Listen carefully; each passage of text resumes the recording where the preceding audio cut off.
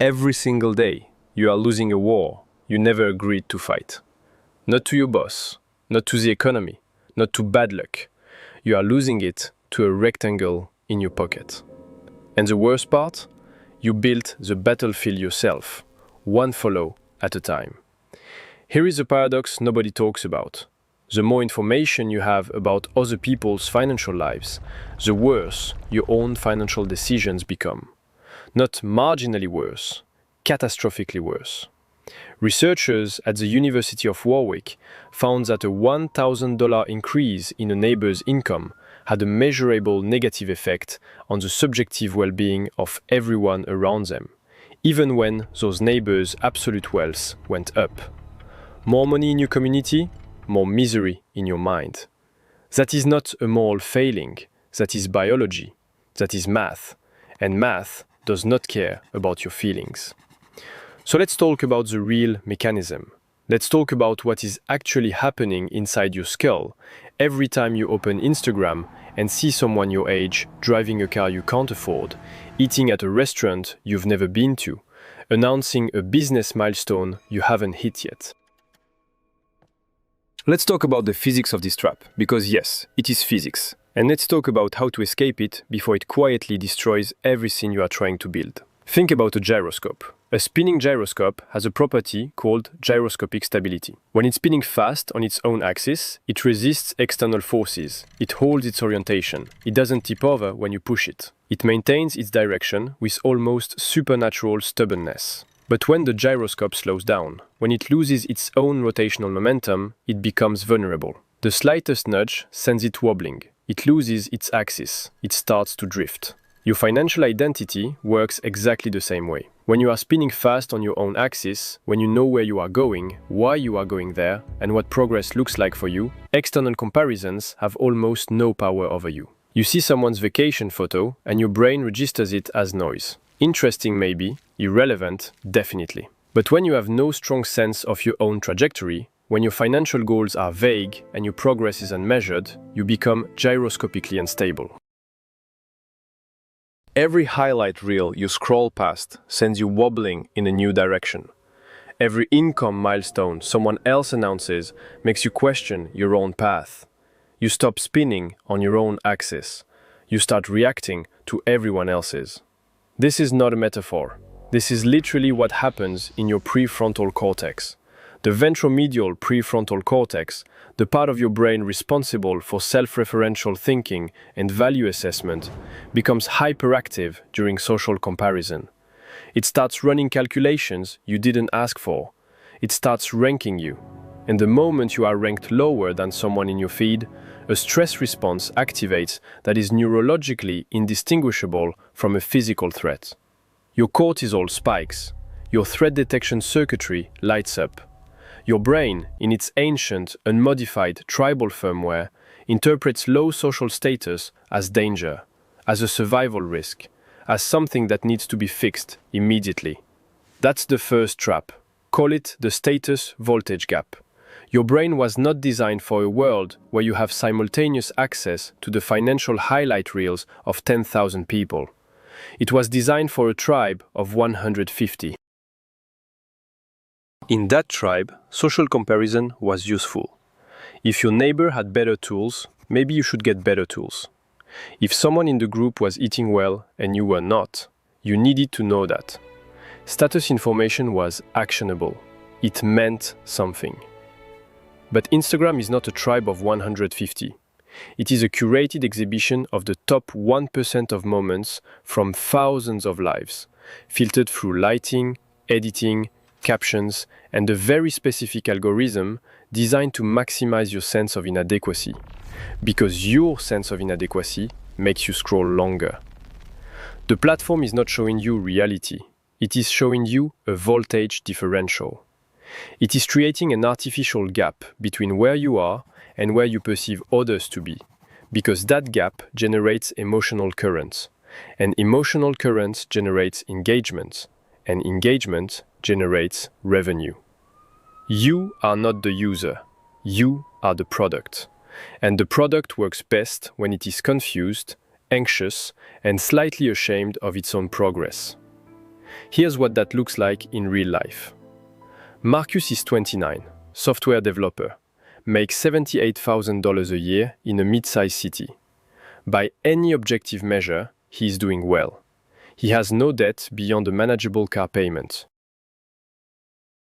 He has 3 months of expenses saved. He is contributing to his 401k. His gyroscope is spinning. Then he spends 45 minutes on LinkedIn and Instagram on a Tuesday night. He sees a college acquaintance who apparently just closed a Series A funding round. He sees an influencer his age who just bought a second investment property. He sees someone from his hometown posting from a penthouse in Miami. By the time Marcus puts his phone down, his $78,000 feels like poverty. Not metaphorically, neurologically. His brain has recalibrated its baseline. The dopamine system has shifted its reference point. And now, the progress he made this year, the savings, the debt payoff, the retirement contribution, registers as inadequate. Not because anything changed in his actual life, because his brain updated its comparison set. This is called hedonic adaptation via social reference points, and it is devastating to long-term wealth building. Because wealth building is slow, it is quiet, it is, for long stretches of time, invisible. And when your brain is constantly receiving signals that other people are further ahead, the slow and quiet work of compounding feels not just boring, it feels pointless. Why save $500 this month when someone your age just made $500,000 from a crypto trade? The math of that question is absurd, but your biology doesn't care about math in that moment. It cares about status, and status says you are losing. The practical exit from the status voltage gap is not to stop caring about status. You can't, it's biological. It is to redirect your status measurement to a private leaderboard, one that only has one player, you versus your previous self. Your income this year versus last year. Your savings rate this month versus 3 months ago. Your skill set today versus 12 months ago. When you make this shift, the gyroscope starts spinning again. You have an axis. External comparisons lose their voltage because you are already measuring against a reference point. And that reference point is inside your own history, not inside someone else's curated feed. Now let's go deeper, because the status voltage gap is just the surface layer. Underneath it is something more insidious. Something that doesn't just make you feel bad about your progress, it actively dismantles the behaviors that create progress. Call it the Scarcity Redirect. When your brain perceives a gap between your status and someone else's, it does not respond with patient strategic planning. It responds with urgency, with impulsivity, with the neurological equivalent of panic buying. The feeling is familiar. I need to catch up. I need to do something now. I need to make a move. And that feeling, that urgent, anxious, catching up energy, is the most expensive emotion in personal finance. Here is the mechanism. The amygdala, when activated by a perceived status threat, suppresses activity in the dorsolateral prefrontal cortex, the region responsible for long-term planning, impulse control, and rational cost-benefit analysis. In plain English, social comparison anxiety literally turns off the part of your brain that makes good financial decisions, and turns on the part that makes fast, emotionally satisfying ones.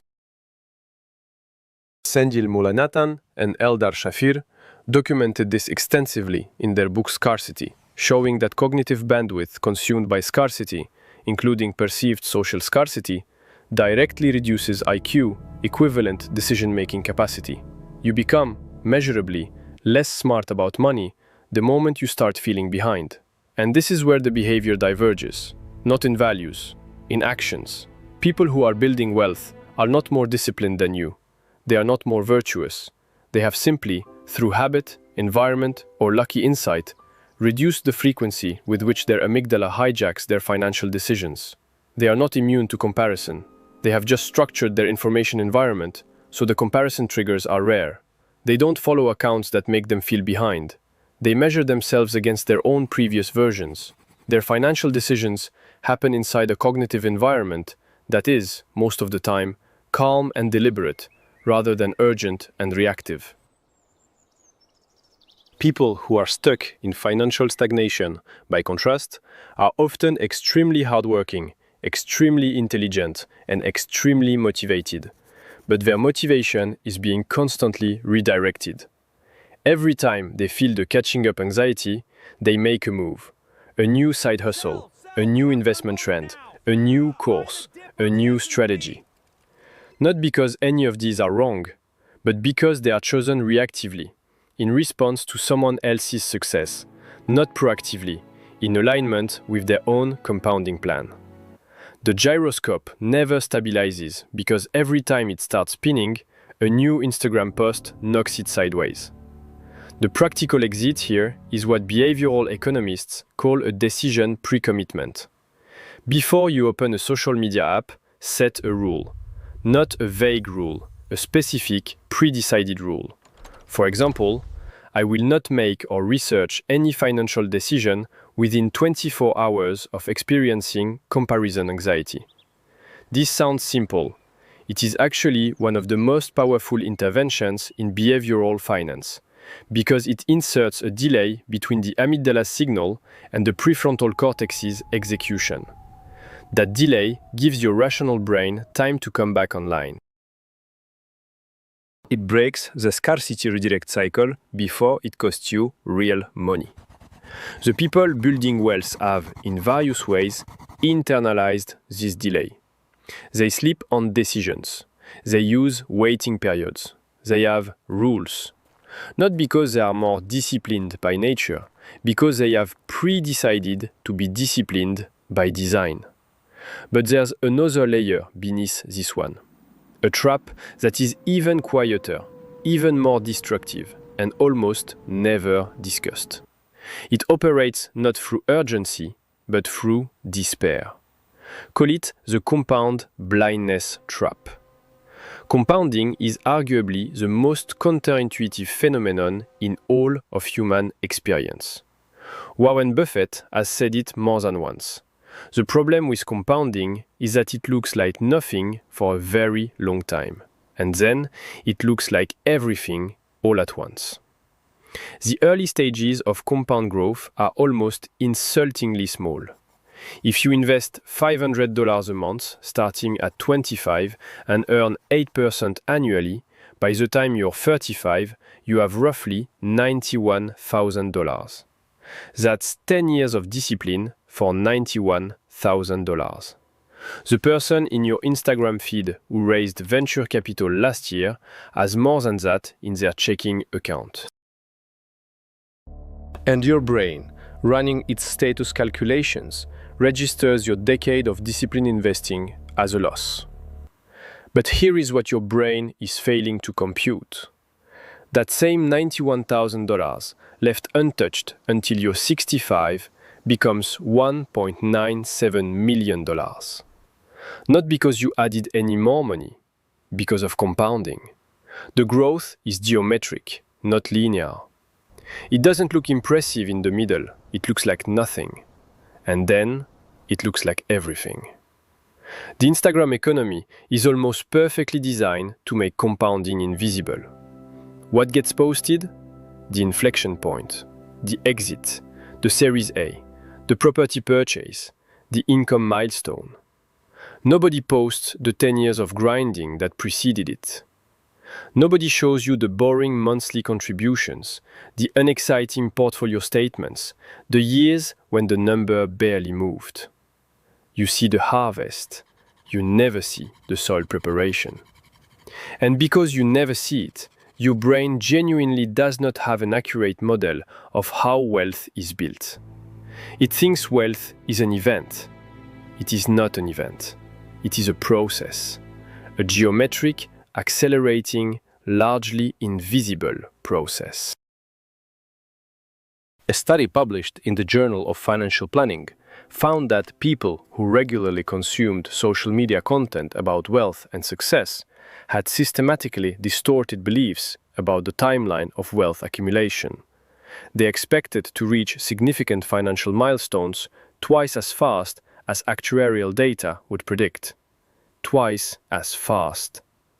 And when they inevitably missed those distorted timelines, they interpreted the miss as failure rather than as a natural artifact of unrealistic expectations.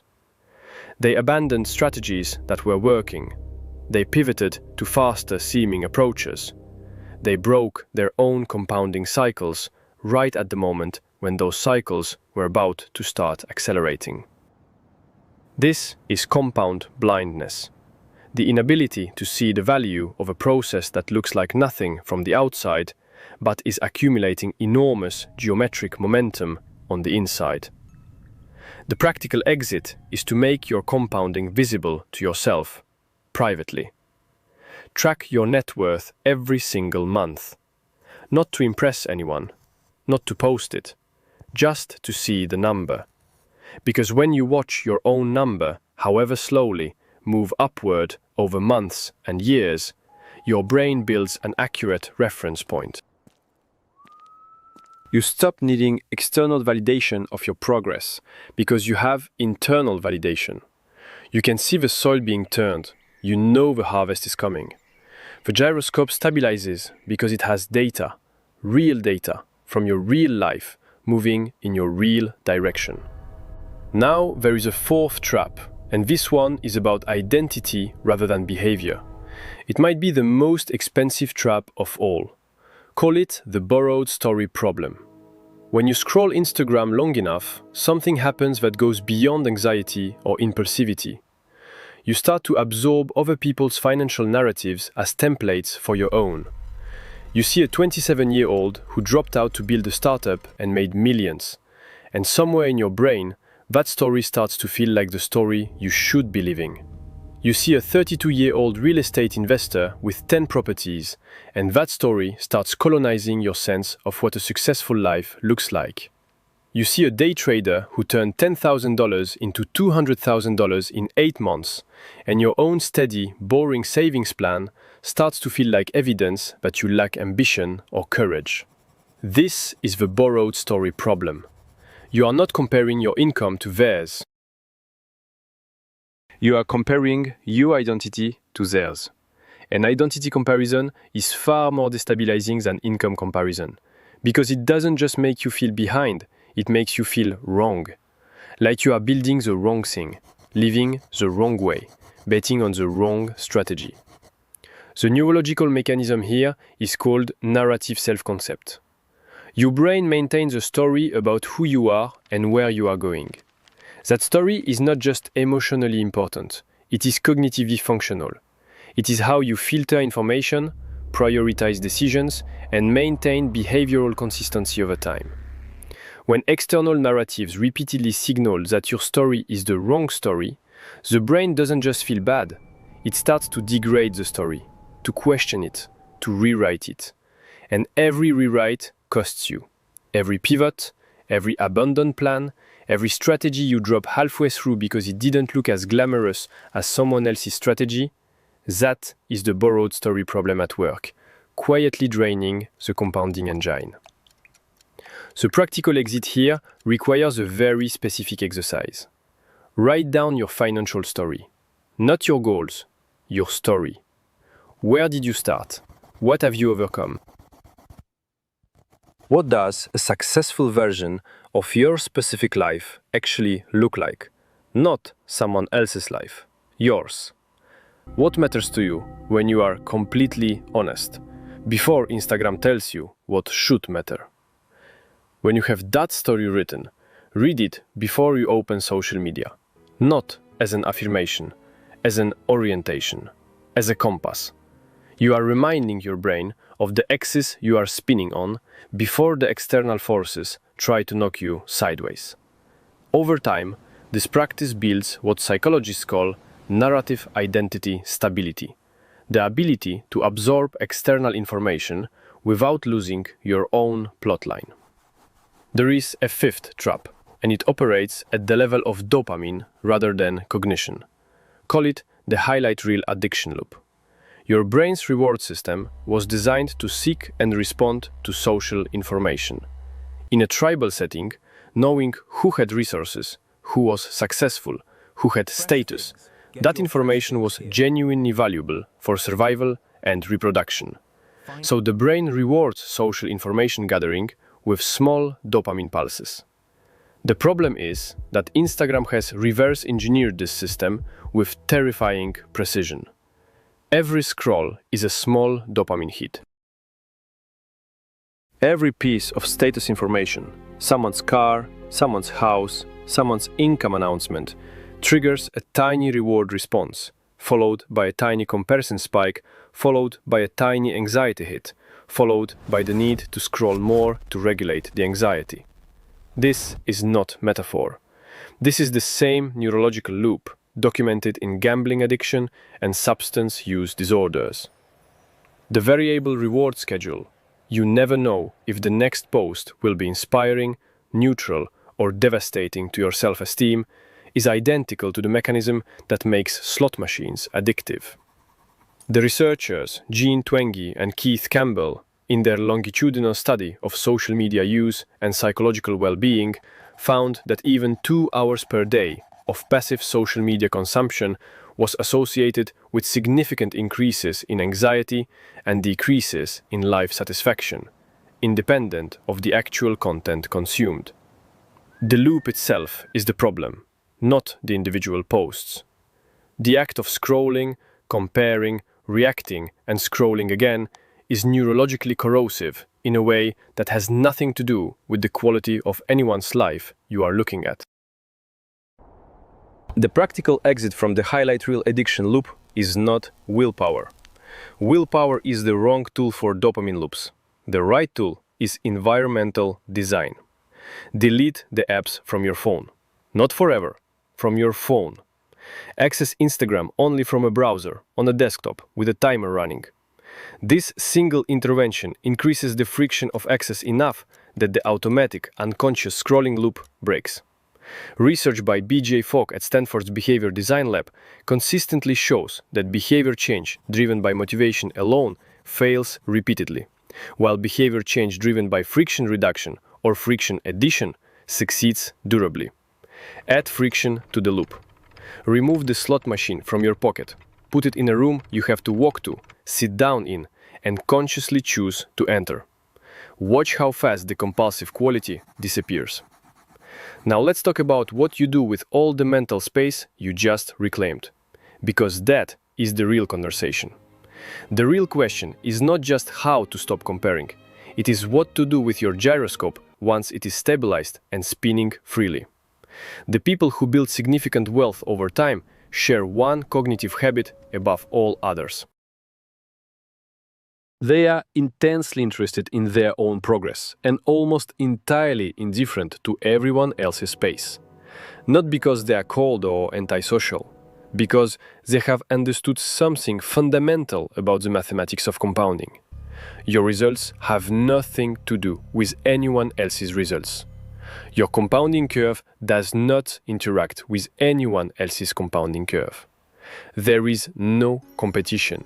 There is no scoreboard. There is only your line and time. More time means more growth. Distraction from your own line, even distraction caused by watching someone else's line, is the only thing that can actually slow you down. A 2019 study, published in Psychological Science, examined what the researchers called autonomous goal pursuit, the state in which people are pursuing goals for internally derived reasons rather than in response to social comparison. The study found that autonomous goal pursuers showed significantly greater persistence, significantly higher creativity in problem solving, and significantly better outcomes over a 3-year period than comparison-driven goal pursuers, even when the comparison-driven group started with higher motivation and more initial resources. Motivation fueled by comparison burns hot and fast. Motivation fueled by genuine internal direction burns steady and long. The gyroscope effect, again. Spin fast on your own axis. Stay on your own axis. Here is what this looks like in practice for a real person. Sarah is 34. She makes $62,000 a year as a nurse. By the Instagram standard, she is invisible. Nobody is filming content about her story. There are no highlight reels from her financial journey. She drives a 7-year-old Honda. She does not go to Miami. But here is what Sarah does, consistently, without fanfare and without an audience. She saves 22% of her income, every month, automatically, before she ever sees it. She has been doing this for 6 years. Her net worth is $187,000, not counting her pension. She measures herself against her previous self. Her only financial goal for this year is to hit $200,000 in net worth by December. She does not know what her college friends earn. She does not follow accounts that make her feel behind. Her gyroscope has been spinning steadily on its own axis for 6 years. By the time she is 55, at 8% average annual returns, her net worth will be north of $1.4 million. Not because she out-earned anyone, because she outspun everyone. Because she never let anyone knock her off her axis. Sarah is not an inspiration story about values. She is a case study in gyroscopic physics. She found her axis early. She protected her spin. She ignored the external forces. The math did the rest. This is the thing about the physics metaphor that matters most. A gyroscope does not maintain its stability through effort. Once it is spinning, stability is the default state. Effort is only required to start the spin, to get clear on your direction, to build your systems, to remove the friction-reducing elements of your environment, to pre-commit your decisions, to write your story before someone else writes it for you. Once that work is done, once the gyroscope is truly spinning on its own axis, the external forces lose most of their power. They are still there. The Instagram posts still exist. The comparison triggers still fire. But the gyroscope resists. It wobbles slightly and corrects. It holds its orientation. It moves in its own direction, undisturbed, accumulating momentum that is invisible to everyone watching from the outside, right up until the moment when it is suddenly and dramatically visible to everyone. You are not behind. You are in the middle of a compounding process that looks like nothing from the outside. You have not missed the opportunity. You have not chosen the wrong path. You are simply in the phase that nobody posts about because it is too quiet, too boring, and too slow to make content. You are in the soil phase. The growth is happening underground. The roots are going down.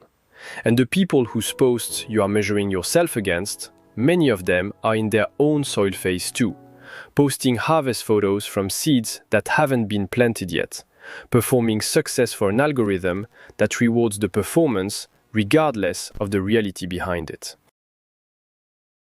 Stop measuring your underground roots against someone else's performed harvest. Start measuring your roots against your own roots from last year. How much deeper have they gone?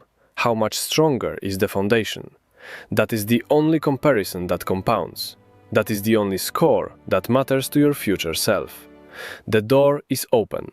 It has always been open. The physics are not against you. The physics are the most patient allies you have ever had. Compounding does not care how late you think you are. It does not care what anyone else posted today. It cares only about one thing. Are you spinning? Are you on your axis?